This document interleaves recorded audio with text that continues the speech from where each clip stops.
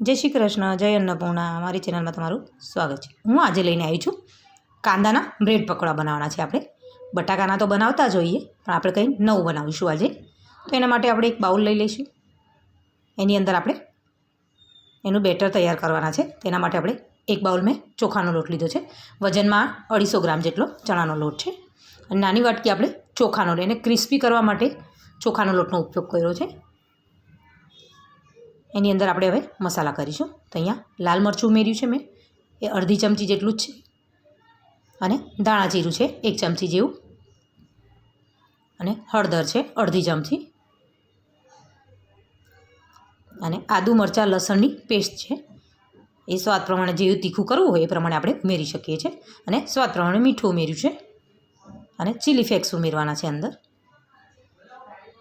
હવે આ બધી વસ્તુને આપણે અને गरम मसालो उमेरी दईशुं पहला अने बधी वस्तुने आपणे सरस मिक्स करी लेवाना छे। पहला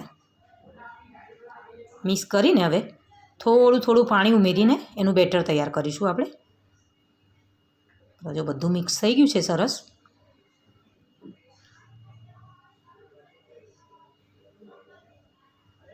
तो हवे पाणी उमेरीने मीडियम साइजनुं बेटर तैयार। ज्यारे आपणे पकोड़ा बनावता होय एनुं थोड़ुं नरम होय छे, आ थोड़ुं ठीक करवानुं छे। जोई शको छो एकदम सरस ठीक बेटर सरस तैयार थई गयुं छे। केम के आपणे पाणी ओछुं उमेरीशुं, कांदामां पण पाणी आवतुं ज होय छे। कांदा ज्यारे अंदर पड़शे एटले थोड़ी वारमां एमां हवे लीला मरचां उमेरी दईशुं अने एक बाउल में कांदा समार्या छे आवा लांबा लांबा एने पण अंदर उमेरी देवाना छे। अने हवे आपणे एने हाथ वडे मिक्स करी लईशुं। धाणा उमेरीने हाथ वडे मिक्स करीशुं तो आपणा कांदा एकदम छूटा थईने सरस बेटर तैयार थई जशे। तो जो एकदम सरस तैयार थई गयुं छे बेटर।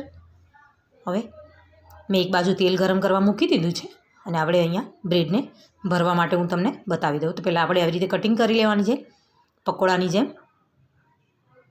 आवी ज रीते आपणे ब्रेड बधी ज कटिंग करी लईशुं कि कटिंग करीने मूकी दे तो पछी जो सरस बधी ज कटिंग थई गई छे।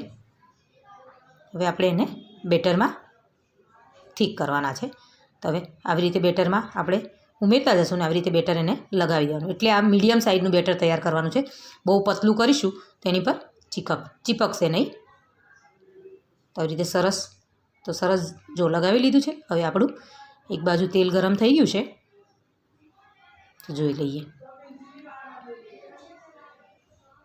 तेल गरम थाय तो आ तेल आपणे बराबर गरम थवा देवानुं छे कि बराबर तेल गरम हशे तो नहीं तो ચોંટી जशे नीचे। तो हवे आपणे आवी रीते एने उमेरी दईशुं।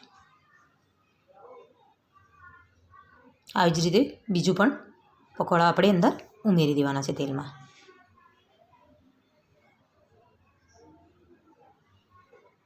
બીજું પણ મેં અંદર ઉમેરી દીધું છે। આને તરત આપણે ફેરવવાના નથી, પહેલાં આપણે હલાવીને જોઈ લઈશું। હવે જો થઈ ગયા છે એક બાજુ કડક તો આપણે એને ફેરવી દઈશું બધા સરસ રીતે। આ ચા સાથે એકદમ સરસ લાગે છે। સોસ સાથે ચા સાથે પણ આ પકોડા બહુ ફાઇન લાગે છે અને ઝટપટ તૈયાર પણ થઈ જાય। ઘરની સામગ્રીમાંથી આપણે આને ફટાફટ તૈયાર પણ કરી શકીએ છીએ। જો આપણે પકોડા સરસ તૈયાર થઈ ગયા છે તો જોઈ શકો છો એકદમ સરસ ક્રિસ્પી થઈ ગયા છે। તો આપણે એને એક ડીશમાં કાઢી લઈશું। આવી જ રીતે આપણે બીજા પણ પકોડા તૈયાર કરીએ। તો આવી રીતે બીજા પણ આપણે મૂકી દઈશું અંદર। જો તો એક તરફ ક્રિસ્પી થાય પછી એને ફેરવીને પાછું પલટાવી લેવાનું છે।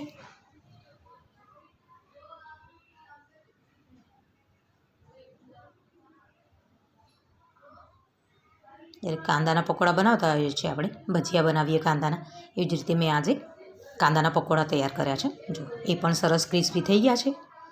હવે એને પણ આપણે સાઈડમાં કાઢી લઈશું। હવે હું એક ડીશમાં એને સર્વ કરીશ।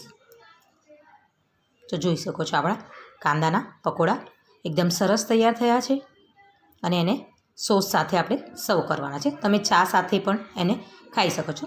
જય શ્રી કૃષ્ણ, જય અન્નપૂર્ણા।